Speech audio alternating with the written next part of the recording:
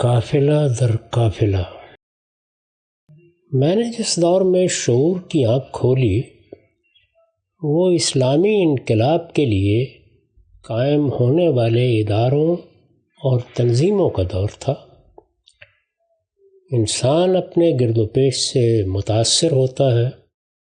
چنانچہ کالج کے زمانے میں ہم چند دوستوں نے بھی دائرۃ الفکر کے نام سے ایک ادارہ قائم کرنے کا فیصلہ کیا۔ ان میں یار عزیز ڈاکٹر ساجد علی سب سے نمایاں تھے۔ وہ اس وقت پنجاب یونیورسٹی میں شعبہ فلسفہ کے سربراہ ہیں۔ لنک میکلوڈ روڈ پر میرے پاس کرائے کا ایک کمرہ تھا۔ ماہنامہ خیال کے نام سے میں وہاں سے ایک رسالہ شائع کرنا چاہتا تھا۔ اس ادارے کی ابتدا اسی کمرے سے ہوئی۔ اس کا مقصد یہ تھا کہ اسلامی انقلاب کے لیے ایک تحریک برپا کی جائے جس میں یہ ادارہ ایک علمی مرکز اور مرکز قیادت کی حیثیت سے کام کرے۔ اس کے بعد ایک دارالعلوم قائم کرنے کا ارادہ بھی تھا۔ ہم چاہتے تھے کہ اس دارالعلوم سے جو لوگ پڑھ کر نکلیں آئندہ کے لیے تحریک کی قیادت انہی میں سے منتخب کی جائے۔ یہ ایک رومانوی تصور تھا۔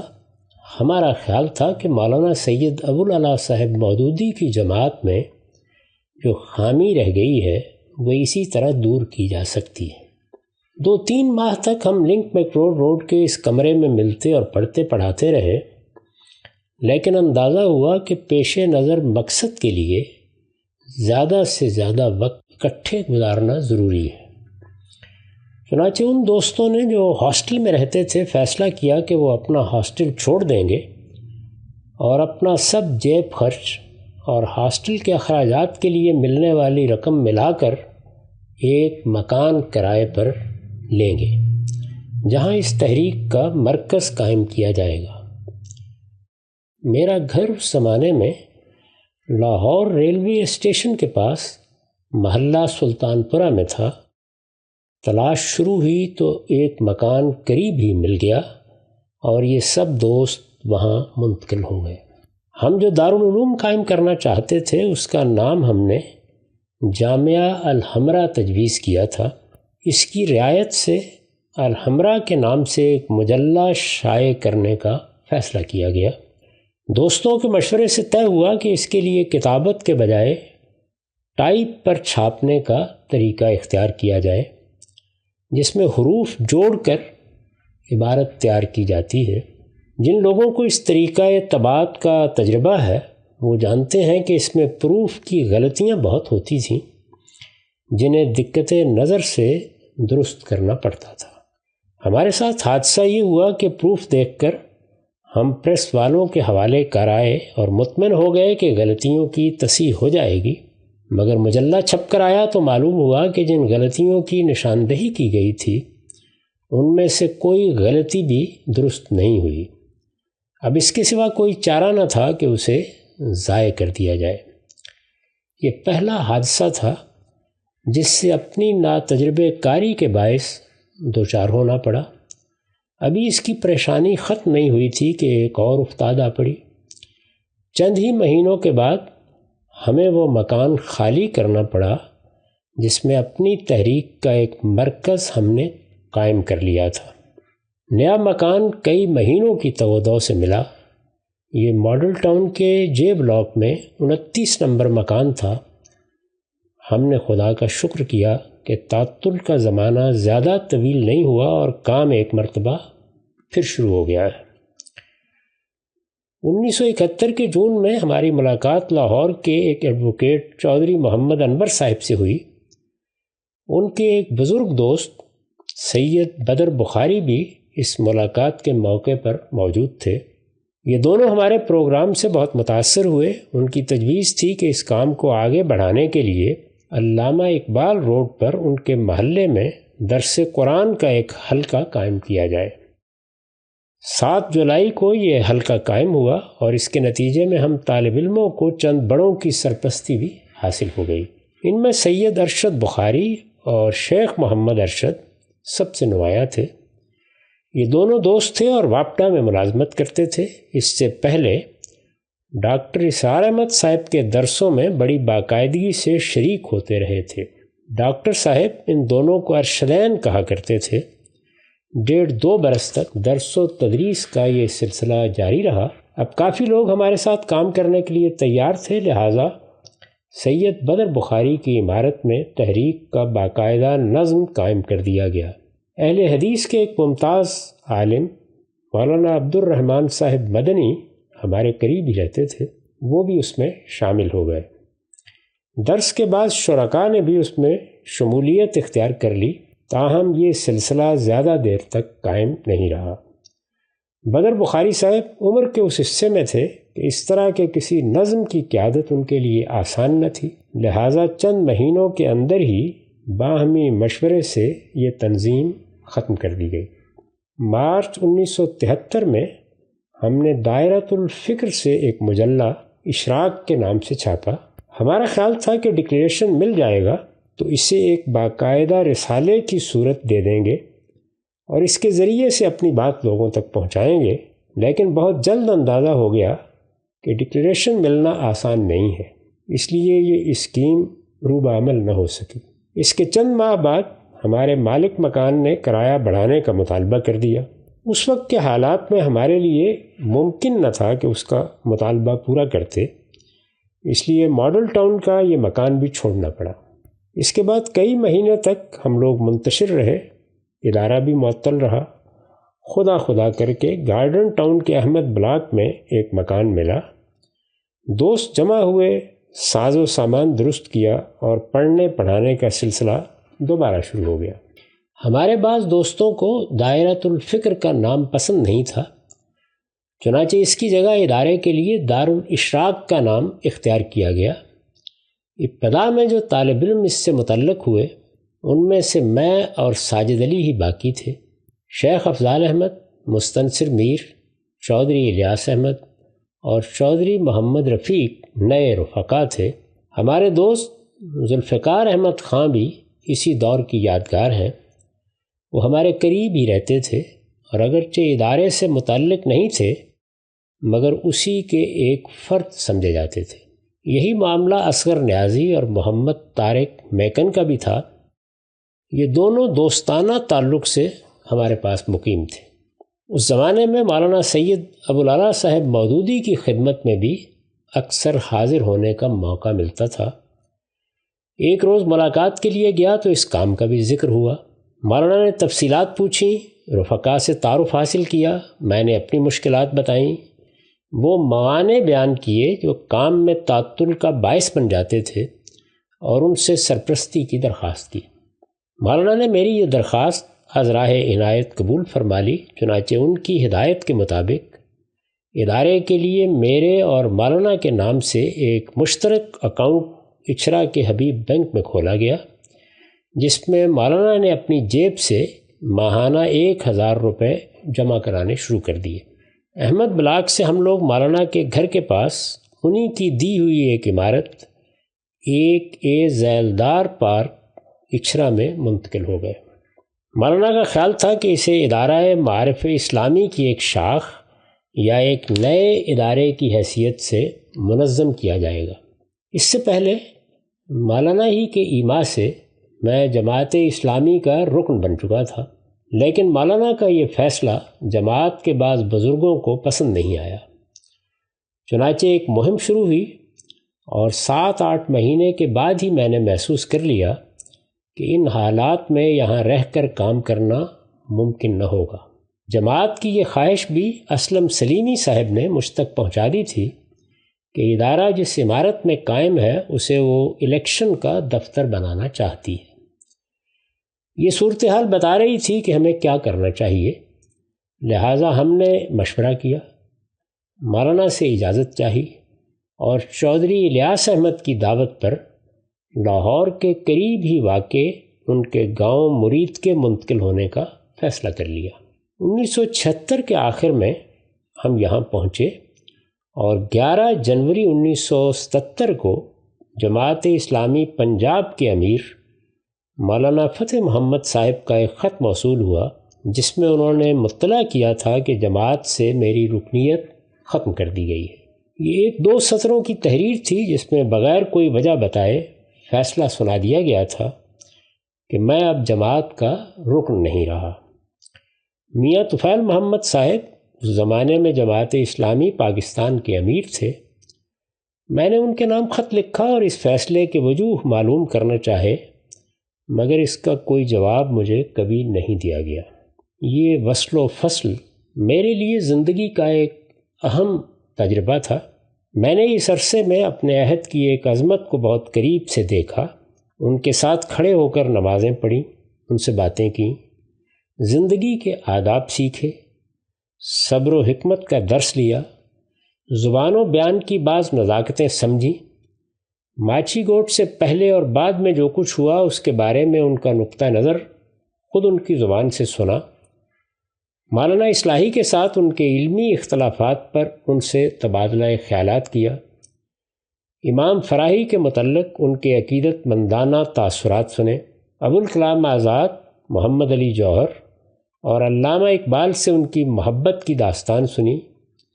یہ صحبتیں سرمایہ حیات ہیں، اور میں اب بھی مولانا کو اسی طرح یاد کرتا ہوں جس طرح ایک مہجور بیٹا اپنے باپ کو یاد کرتا ہے۔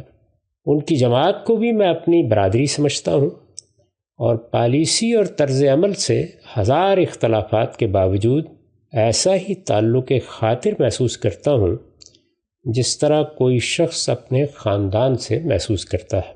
میرے خلاف مہم میں جو لوگ پیش رہے وہ شاید مجھے نہیں جانتے تھے، اس لیے ان سے بھی کوئی گلہ نہیں ہے۔ میں ان سے حسن ظن رکھتا ہوں کہ انہوں نے جو کچھ کیا اپنی دانست میں جماعت کی بہتری کے لیے کیا۔ مولانا نے امریکہ جانے سے پہلے آخری ملاقات میں مجھ سے کہا تھا، میری عزیز توقعات آپ سے وابستہ ہیں، اپنے ناقدین کی بات ہمیشہ توجہ کے ساتھ سنیے، پستی پر اتر آئیں تو اذا مرو باللغوی مرو کرامہ کا طریقہ اختیار کیجیے۔ وہ آپ کو مشتعل کرنا چاہیں تو ان کے افتراء اور بہتان ترازی کے باوجود اشتعال میں آنے سے انکار کر دیجیے۔ اس کے بعد خدا آپ کے ساتھ ہوگا اور آپ انشاءاللہ انہیں اپنے میدان میں شکست دیں گے۔ زندگی کے نشیب و فراز میں مولانا کی یہ نصیحت ہمیشہ میرے پیش نظر رہی ہے۔ یہ اسی کا اثر ہے کہ اس دشت بے چراغ میں کرتا ہوں روز و شب، پیدا ہر ایک ببول سے سرو و سمن کو میں۔ لاہور سے مرید کے آ جانے کا ذکر تھا کہ مولانا کی صحبتیں یاد آ گئیں، اور لذیذ بود حکایت دراز تر گفتم۔ ہمارے ایک نئے رفیق ملک محمد اشرف شادی شدہ تھے۔ یہاں آنے کے بعد میری اور میر صاحب کی بھی شادی ہو گئی۔ اب ہاسٹل کے طریقے پر رہنا ممکن نہ تھا۔ حالات میں جو تبدیلی آئی تھی اس کی بنا پر ضروری تھا کہ رفقا کی کفالت کے لیے کوئی معقول بندوبست کیا جائے۔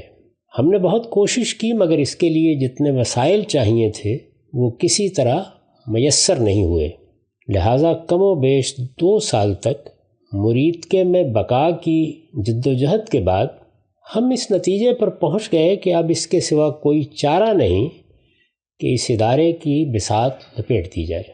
یہ 1978 کے اپریل کی کوئی شام تھی جب ہم نے کئی دن کی بحث و تمہیز کے بعد بالآخر فیصلہ کر لیا، اور برسوں کے ساتھی بادل نخواستہ اپنے اپنے گھروں کو روانہ ہونے لگے۔ اس عرصے میں اشراق کا ڈکلیریشن مل گیا تھا۔ یہ مستنصر میر کے نام تھا۔ اس کا پہلا شمارہ جنوری 1979 میں شائع ہوا۔ رسالے کا اداریہ اسی موضوع پر تھا اور میں نے اس میں لکھا تھا۔ نومبر 1970 میں وہ اکیڈمی وجود میں آئی جو دارالاشراق کے نام سے لاہور سے 26 کلومیٹر دور مریدکے کی بستی میں اپریل 1978 تک باقاعدگی سے کام کرتی رہی، اور اب کئی ماہ سے معطل ہے۔ میرے کچھ رفقا برسوں کی جدوجہد کے بعد گھروں کو لوٹ چکے ہیں، کچھ لوٹ جائیں گے۔ یہ ایک کام تھا جو شروع ہوا اور اپنے وجود کو برقرار رکھنے کے لیے سعی و جہد کے بے شمار مراحل سے گزرا اور ختم ہو گیا۔ میرے احباب کا تقاضا ہے کہ میں اس کام کی نوعیت اور اس کے تعطل کے وجوہ و اسباب پر قلم اٹھاؤں، تاکہ وہ لوگ جو اس کے احیاء سے دلچسپی رکھتے ہیں اگر کچھ کرنے کی ہمت رکھتے ہوں تو کر سکیں۔ میں نہیں جانتا کہ اس کا دوبارہ آغاز کب ہو سکے گا، لیکن میں یہ کہہ سکتا ہوں کہ میرے عزم میں کوئی کمی نہیں آئی۔ مجھے یقین ہے کہ کرنے کا اصل کام یہی ہے۔ میرا احساس ہے کہ میں یہ کام کر سکتا ہوں۔ میرے پروردگار نے چاہا تو یہ قافلہ پھر گھر میں سفر ہوگا۔ میں نہیں سمجھتا کہ یہ منتشر ہو گیا ہے، میں محسوس کرتا ہوں کہ دم لینے کے لیے کسی منزل پر ٹھہر گیا ہے، شاید زاد راہ لینے کے لیے، شاید نئے سفر کا آغاز کرنے کے لیے۔ میں آواز جرس سن رہا ہوں اور میں نے قلم اٹھا لیا ہے۔ اس سے آگے میں نے لکھا تھا، یہ بات شروع ہی سے میرے سامنے تھی کہ یہ کوئی جز وقتی کام نہیں ہے، اس کے لیے آنے والوں کو شب و روز کے لیے آنا ہوگا اور ساری زندگی کے لیے آنا ہوگا۔ مجھے معلوم تھا کہ جو لوگ اس میں اپنا سب کچھ کھپا دینے کے لیے آئیں گے، ان کی کفالت کی ذمہ داری بالآخر اس ادارے کو اٹھانا ہوگی۔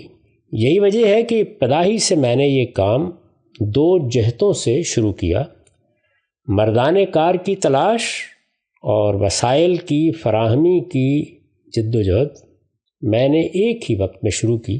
اب میں محسوس کرتا ہوں کہ پہلے کام کے لیے میرا مزاج موزوں تر اور دوسرے کے لیے سخت ناموزوں واقع ہوا ہے، اور اس کا نتیجہ یہ ہے کہ مجھے ارباب عزم کو جمع کر لینے میں جہاں غیر معمولی کامیابی ہوئی، وسائل کو تلاش کرنے میں ویسی ہی ناکامی کا سامنا کرنا پڑا ہے۔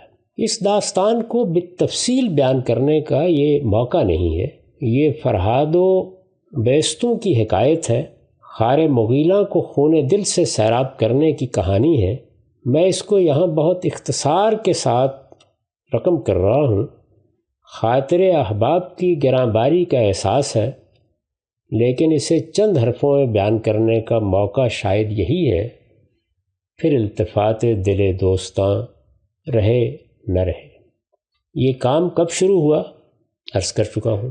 ابتدا مشکل تھی، ہو گئی تو احباب وقتاً فوقتاً اس کام سے متعلق ہوتے رہے، یہاں تک کہ 1975 میں ان کی تعداد 7 تک پہنچ گئی۔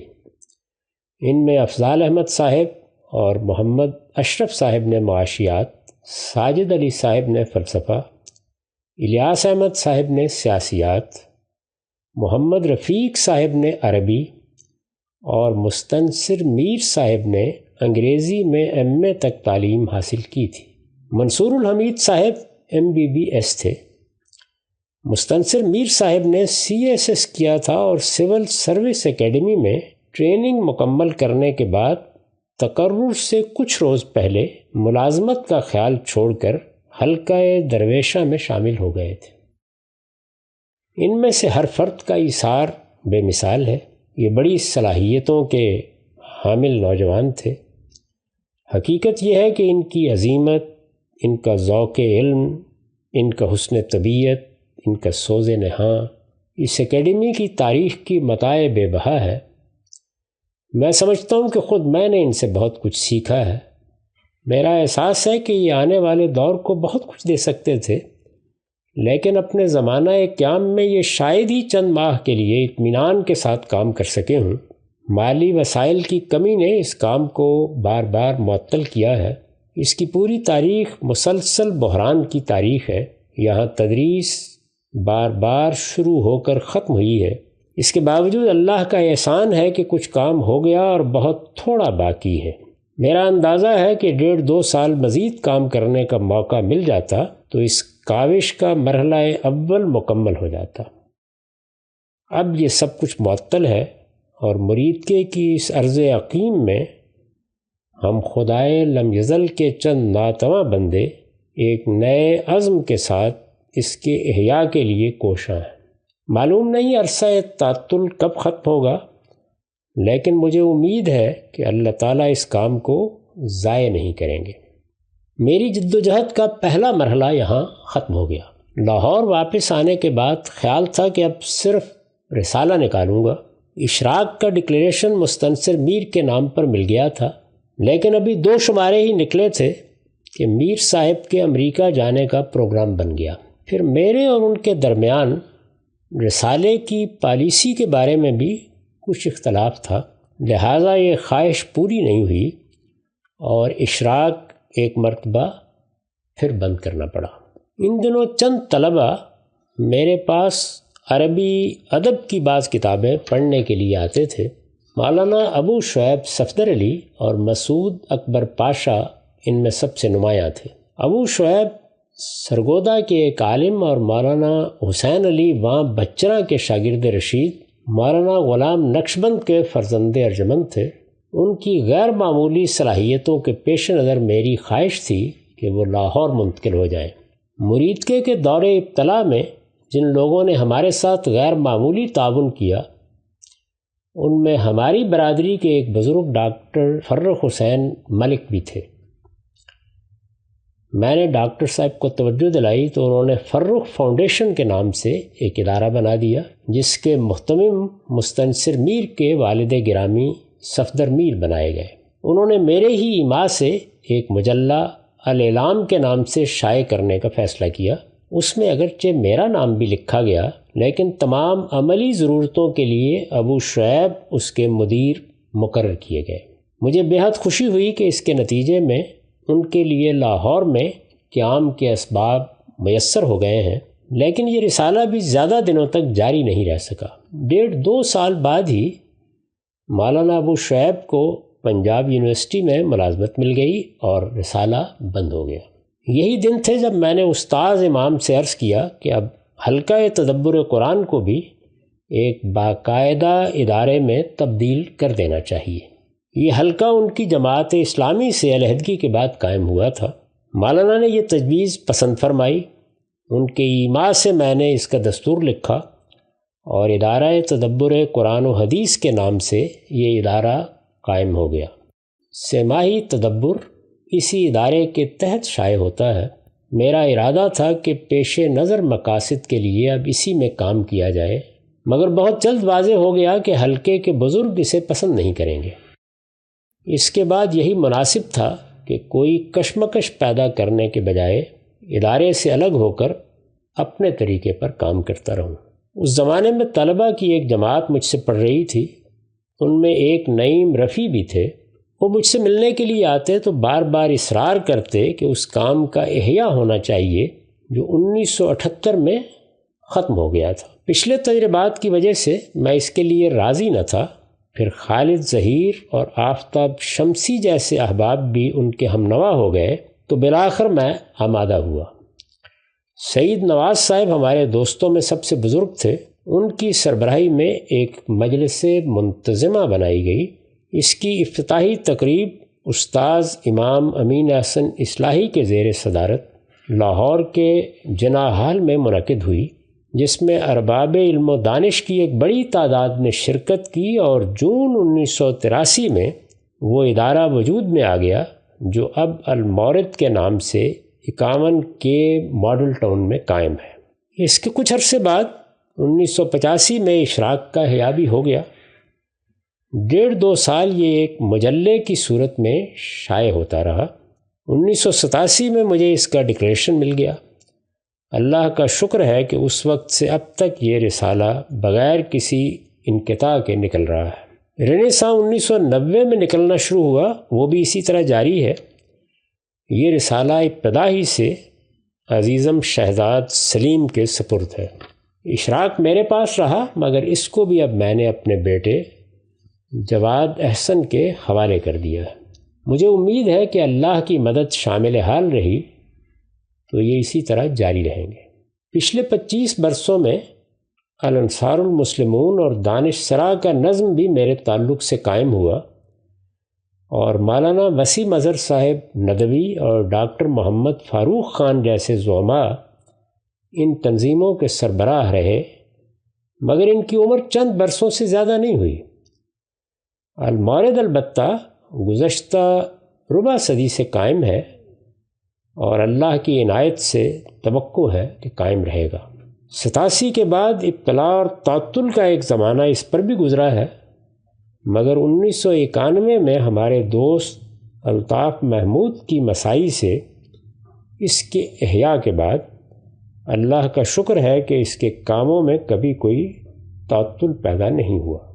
اس احساس کی بنا پر قائم کیا گیا ہے کہ تفقہ فی الدین کا عمل مسلمانوں کے اندر صحیح نہج پر قائم نہیں رہا۔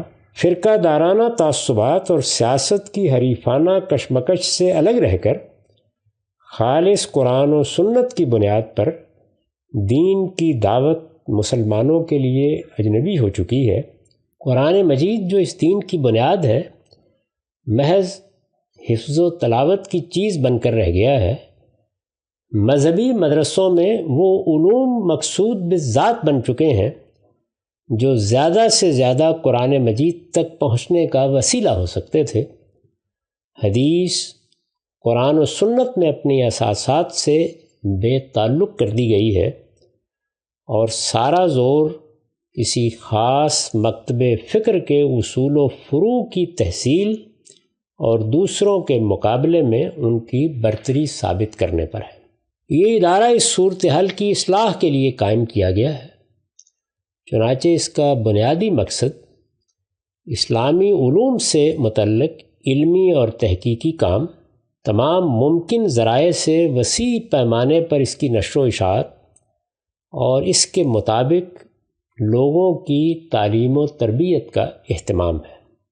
اس مقصد کو حاصل کرنے کے لیے جو طریقہ کار اختیار کیا گیا ہے اس کے اہم نکات یہ ہیں: 1، عالمی سطح پر تذکیر بالقرآن کا اہتمام کیا جائے۔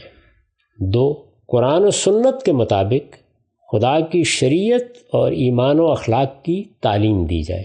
3، دین کے صحیح الفکر علماء اور محققین کو فیلو کی حیثیت سے ادارے کے ساتھ متعلق کیا جائے اور ان کے علمی، تحقیقی اور دعوتی کاموں کے لیے انہیں ضروری سہولتیں فراہم کی جائیں۔ 4، لوگوں کو آمادہ کیا جائے کہ جہاں جہاں ممکن ہے الف اسلامی علوم کی ایسی درسگاہیں قائم کریں جن کا مقصد دین کے صحیح الفکر علماء اور محققین تیار کرنا ہو۔ ب، F A, F S C اور اے لیول تک نہایت اعلیٰ معیار کے اسکول قائم کریں جن میں تعلیم و تعلم کے ساتھ طالب علموں کی تخلیقی صلاحیتوں کی نشو و نما اور ان کی دینی اور تہذیبی تربیت بھی پیش نظر ہو۔ جیم، عام اسکولوں کے طلباء کی دینی تعلیم کے لیے ایسے ہفتہ وار مدارس قائم کریں جن میں قرآن کی دعوت خود قرآن کے ذریعے سے طالب علموں کے ذہن میں اس طرح راسخ کر دی جائے کہ بعد کے زمانوں میں وہ پورے شرح صدر کے ساتھ اپنے دین پر قائم رہ سکیں۔ دال، ایسی خانقاہیں قائم کریں جہاں لوگ وقتاً فوقتاً اپنے دنیوی معمولات کو چھوڑ کر آئیں، علماء و صالحین کی صحبت سے مستفید ہوں، ان سے دین سیکھیں اور چند روز کے لیے یکسوئی کے ساتھ ذکر و عبادت میں مشغول رہ کر اپنے لیے پاکیزگی قلب و نظر کا اہتمام کریں۔ میری تمام سعی و جہد کا محور اب یہی ادارہ ہے۔ زندگی کے جتنے دن باقی ہیں اپنے علمی کاموں کے علاوہ اسی کے لیے خاص کر چکا ہوں۔ اللہ تعالیٰ سے علم و عمل میں اخلاص کی دعا ہے۔ شاہاں چہ جب گرب نوازند گدارا۔ یہ تحریر 2007 میں لکھی گئی۔